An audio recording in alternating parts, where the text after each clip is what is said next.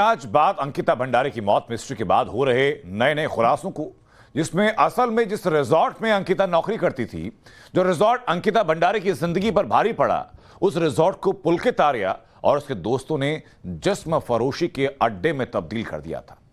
और ये हम नहीं कह रहे हैं, ये कह रही है हमारी पड़ताल, जहां एक एक गवाह इसी बात के सबूत रख रहे हैं और इसकी पूरी पोल खोल रहे हैं। देखिए जरा रिपोर्ट में।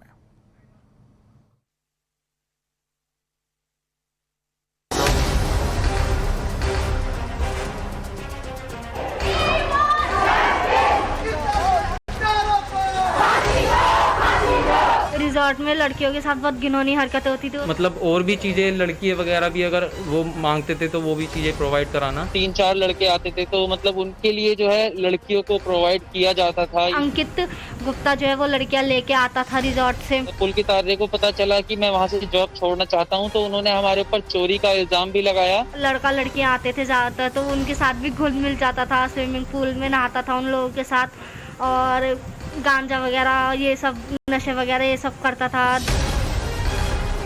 लड़कियां जो वहाँ पर आती थी, हमें उनसे ना तो बात करने का अनुमति थी, ना तो हम उनसे बात करते थे, क्योंकि और उनकी एंट्री करने के लिए भी हमें मना किया गया था। पुलकित आर्या ने ये बोला था कि मेरे हस्बैंड को से अलग करो, मेरे रूम पे भेजो। पुलकित आर्य अपने कमरे में स्टाफ लड़कियों को बुलाता था। अंकित गुप्ता रिजॉर्ट में बाहर से लड़कियां लाता था। पुलकित आर्य गेस्ट के लिए लड़कियां मंगवाता था। अंकित गुप्ता रिजॉर्ट की स्टाफ लड़की को छेड़ता या परेशान करता था। पुलकित आर्य रजिस्टर में लड़कियों की एंट्री नहीं करवाता। अंकित गुप्ता शराब और गांजे की व्यवस्था करता। अंकिता मर्डर कांड के बाद यह घिनौना खुलासा उन लोगों ने किया जो पहले पुलकित आर्य के रिजॉर्ट में काम कर चुके हैं। अंकिता की हत्या का मुख्य आरोपी पुलकित आर्य अपने गुंडे दोस्तों के साथ शायद ही कोई गंदा काम रहा होगा जो अपने रिजॉर्ट में नहीं कर रहा था, जिसमें नशे के सामान से लेकर लड़कियां मंगवाने तक का काम शामिल है। अब तक की पड़ताल बताती है कि पुलकित घिनौने खेल का मास्टरमाइंड था और Ankit Gupta junior mastermind. Vantara resort में किए जा रहे पाप की कहानी इतनी लंबी हो चुकी है कि हर पन्ने से एक नया पन्ना निकल जा रहा है। सबसे पहले उस महिला कर्मचारी की जुबानी जो बता रही है रिजॉर्ट में होने वाली गंदी कहानी। रिजॉर्ट में लड़कियों के साथ बहुत घिनौनी हरकतें होती थी। वो लड़कियों को बहुत गंदी गंदी गालियां देता था। लड़कियां आती थी रिजॉर्ट से और रिजॉर्ट में तो मुझे एंट्री के लिए मना किया जाता था कि तुम इन लोगों की एंट्री नहीं करोगी। लड़का लड़कियां आते थे ज़्यादातर, तो उनके साथ भी घुल मिल जाता था, स्विमिंग पूल में नहाता था उन लोगों के साथ और गांजा वगैरह ये सब नशे वगैरह ये सब करता था। गेस्ट की दारू चुरा के, तब एम्प्लॉय में नाम लगाता था कि एम्प्लॉय ने चुरा ली होगी, वो एम्प्लॉय पे भी डांट पड़वाता है, एम्प्लॉय को मारता है। मुझे बहुत गंदी से गंदी गालियां दी है पुलकित आर्या ने। अंकित गुप्ता जो है वो लड़कियां लेके आता था रिजॉर्ट में बहुत से बहुत गंदी से गंदी हरकतें होती थी रिजॉर्ट। पुलकित आर्य पूरे हनक के साथ इस गंदे काम को कर रहा था। ना तो उसे डर था न खौफ। उसे ऐसा लगता था कि सब कुछ उसके कंट्रोल में है, क्योंकि पिता बीजेपी के नेता हैं और प्रदेश में बीजेपी की सरकार भी है, तो सब मैनेज हो जाएगा। लेकिन पाप का घड़ा जब भर जाता है तो ऐसे ही परिणाम सामने आते हैं। अगली गवाही पुलकित आर्य के चरित्र की वो कहानी जिसके बाद शायद कुछ कहने को बचता नहीं है। मेरे पे दबाव नहीं बनाया गया, पर उन्होंने मेरे लिए ये चीज सोची थी, क्योंकि पुलकित आर्या ने ये बोला था कि मेरे हस्बैंड को से अलग करो, को मेरे रूम पे भेजो।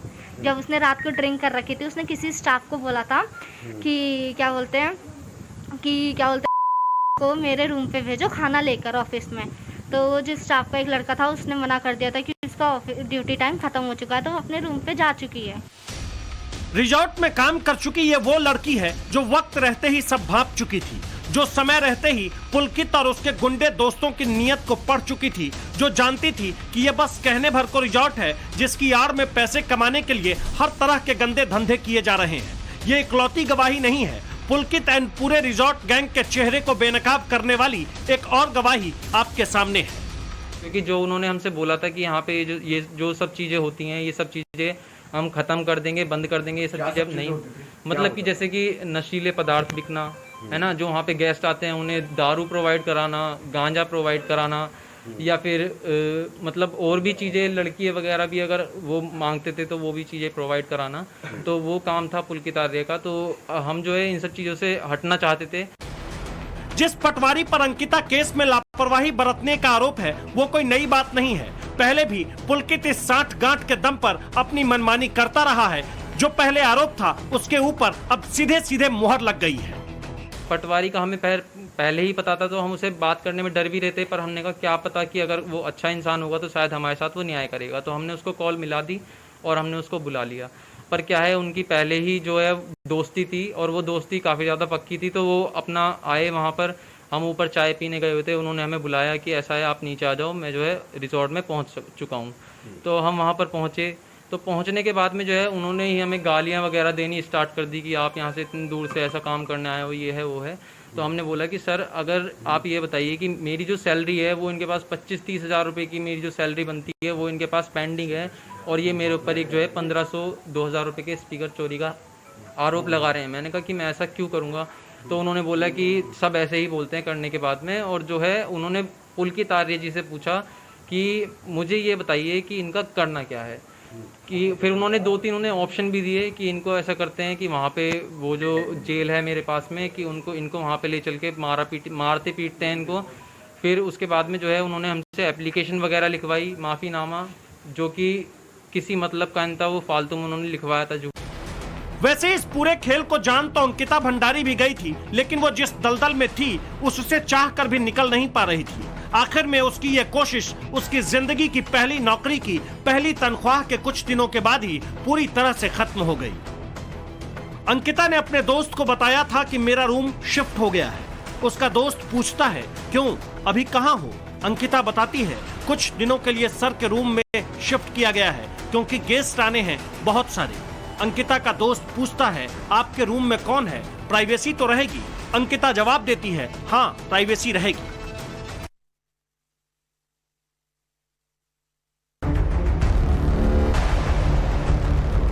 अंकिता के सामने हर दिन परेशानी बढ़ती जा रही थी। इससे पहले अंकिता की जो व्हाट्सएप चैट सामने आई थी उसमें भी कई चौंकाने वाले खुलासे थे। वो चाहे एक्स्ट्रा सर्विस देने की बात हो या फिर किसी खास गेस्ट के लिए विशेष तैयारी की बात। अंकिता अपने चैट में दोस्त को लिखती है, उसने बोला कि ऐसा है कि वीआईपी गेस्ट आ रहे हैं मंडे को। उसका दोस्त पूछता है फिर क्या हुआ? अंकिता कहती है तो उन्हें एक्स्ट्रा सर्विस चाहिए। अंकिता का दोस्त लिखता है अच्छा। फिर अंकिता लिखती है मैंने कहा तो मैं क्या करूं? तो बोल रहा है कि जो तुम बोल रही थी कि स्पा वगैरह करोगी, एक्स्ट्रा सर्विस और स्पा की बात कहां से ला रहा है तू? अंकिता का दोस्त लिखता है आपने स्पा से रिलेटेड क्या बोला है? अंकिता कहती है तो बोल क्या रहा है, ये गवारों वाली हरकतें मेरे साथ कर रहा है, मैं मना कर रही हूँ। तो बोला था कि जो मालिक है उसने मुझको छेड़ने की कोशिश की दारू के नशे में, तो अगले दिन उसने माफ़ी मांग के इनको मना लिया कि हाँ माफ़ कर दो, ये सो जैसे मुझे मना लिया था। तो उसके बाद भी छोटी छोटी मतलब ऐसे लगता था कि उनको कोई दिक्कत है मगर बता नहीं पा रहे थे खुल के। तो उसके बाद 17 तारीख की बात है जब वो चैट्स जो मतलब आई थी सामने, जब उसको मतलब एक्स्ट्रा सर्विस की डिमांड की गई थी कुछ वीआईपी गेस्ट के लिए, तो उसके बाद अगले दिन से वो गायब, मतलब रात के बाद उसके बाद वो गायब हो गई थी। ये उसी दौरान की बातचीत है जब अंकिता रिजॉर्ट में नौकरी कर रही थी और ये सारी बातें उसने अपने दोस्त को व्हाट्सएप पर बताई। इस बातचीत से साफ था कि अंकिता को भरोसा था कि सब ठीक हो जाएगा, लेकिन हुआ इसके उलट, जो बीतते वक्त के साथ अंकिता को मौत के और करीब ले जाकर खड़ा कर दिया। अब जब इसकी पड़ताल की जा रही है तो एक के बाद एक कई गवाही ऐसे मिले हैं जो पुलकित आर्य के रिजॉर्ट की एक एक कहानी को सबके सामने लाकर रख दिया है। लड़कियों को क्या वहाँ पर सप्लाई किया जा रहा था या कोई इस तरह की व्यवस्था वहाँ पर पुलकित आर्य ने की हुई थी कि लड़कियों को वहाँ पर बुलाया जाता था और गेस्ट को एंटरटेन करने के लिए कहा जाता था? मैम लड़कियां जो वहाँ पर आती थी हमें उनसे ना तो बात करने का अनुमति थी, ना तो हम उनसे बात करते थे, क्योंकि और उनकी एंट्री करने के लिए भी हमें मना किया गया था। तो हमें पता नहीं है कि वो लड़कियां कौन थी और कहाँ से आती थी, पर कोई भी ऐसा नहीं है कि इन्होंने प्राइवेटली अपना अमूमन होता ये है, देखिए अमूमन होता ये है भाई साहब, अमूमन ये होता है कि जब कोई गेस्ट कोई भी जो रिजॉर्ट में आ रहा है, एक रजिस्टर मेंटेन होता है, उसमें गेस्ट की एंट्री होती है, वो कहाँ से आया है, कहाँ जाएगा, उसका फोन नंबर, एड्रेस और उसका आईडी कार्ड लिया जा रहा है। आप ये कह रहे हैं कि जो लड़कियां वहां पर आ रही थी उनकी एंट्री इन रजिस्टर में नहीं होती थी, उनके आईडी चेक नहीं होते थे। उन लड़कियों की एंट्री रजिस्टर में करने के लिए मना की गई थी। अंकिता के सामने भी ऐसे ही कुछ हालात बनाए गए थे, जिसे वो ना तो पचा पा रही थी और ना ही अपने दोस्त के सिवाय किसी और को बता पा रही थी। आखिर में अंकिता के गायब होने के बाद जब उसके दोस्त ने रिजॉर्ट के स्टाफ सौरभ भास्कर को कॉल किया तो सब कुछ जानते हुए भी सच को छिपाने की कोशिश की जा रही थी। ये इस बात की गवाही है कि रिजॉर्ट मैनेजमेंट चाहता था कि ये बात ही न सामने आए कि अंकिता गई कहाँ। जैसे कुछ अपडेट मिलेगा मैं आपको कॉल कर दूंगा। हाँ जी, मैं कह रहा हूँ जैसे कुछ अपडेट मिलेगा हम आपको कांटेक्ट कर लेंगे। मतलब आपको कुछ तो पता होगा ना कि कब गए हैं कब नहीं गए हैं, कुछ तो पता होगा ना। मैं यहाँ बैठा थोड़ी ना था देखने के लिए। नहीं, मेरे को एक बात बताओ, जब आप साहब रात को इकट्ठे गए थे तो उसके बाद वापस आई थी वो या नहीं आई थी? क्यों नहीं? इतना आई तो थी, बताओ। जरूर आई थी। आई थी, बिल्कुल आई थी। खाना खाया था उन्होंने? हाँ, मैंने खाना भी दिया था उन्हें। तो उन्होंने खाया था? अब ये तो मैं नहीं बता सकता। अच्छा, तो मतलब फिर ये सुबह ही निकले, अगर निकले हैं तो? पता नहीं भैया, मेरे को कुछ भी, मेरा खुद दिमाग खराब हो रखा है। हम लोग सुबह से यही सोच रहे हैं। देखो, इधर भी बोले, उधर भी दिमाग बोले। वाली कोई बात नहीं है। देखो, अगर कोई भी बंदा स्टाफ का इन्वॉल्व हुआ ना बीच में तो अच्छा नहीं होगा, ठीक है ना? मैं धमकी नहीं दे रहा हूँ, मैं बस सिर्फ बता रहा हूँ। चाहते हैं हमें पता लग जाए क्या बात है। नहीं, वो तो अच्छी बात है, आपको पता लग जाए। हम भी यही चाहते हैं। आप बता दो, आपके साथ है तो आप बता दो। बल्कि अरे मेरे साथ होता मैंने फोन क्यों करना है यार? कैसी बातें कर रहे हो तुम भी यही बोल रहे हो, तुम्हारे साहब भी यही बोल रहे हैं। इतने सारे सबूत, इतनी सारी गवाही, इतने पीड़ितों के बयान, फिर भी कार्रवाई में देरी क्यों हो रही है? पुलकित आर्य को कौन बचाने की कोशिश कर रहा है? कौन है जो रिजॉर्ट के सारे पापों को दबाने की कोशिश कर रहा है? और ये सवाल तो अभी भी जिंदा है ही कि वो कौन वीआईपी गेस्ट था जिसके लिए खास इंतजाम किया जा रहा था। हालांकि पुलिस का दावा है कि जांच चल रही है, रिजॉर्ट से सबूत जुटाए जा रहे हैं। काफी सीन को रिक्रिएट किया गया और किस किस तरीके से साक्ष्यों को बटोरा जा रहा है? हमारा टीम द्वारा अभी कितना भी साक्ष्य है हमारा क्राइम सीन में है, रिसोर्ट में है और सभी जगह से हम एविडेंसेस कलेक्ट कर रहे हैं एंड कितना भी गवाह हैं उनके बयान वगैरह दर्ज कर रहे हैं एंड अभी एक बार दोबारा हम क्राइम सीन को एनालिसिस के लिए आ जाए हैं। तो मैम इसी जगह से अंकिता को फेंका गया था, अभी तक जांच में सामने आया है? अभी तक तो यही है। और मैम यहाँ से कितनी दूरी पे लाश मिली थी? यहाँ से बैराज हैं, सो यहाँ से काफी दूर है, सो वहाँ मिली। पुलिस के दावे चाहे जो हो, प्रशासक का तर्क चाहे जैसा हो, लेकिन सच कुछ और ही है।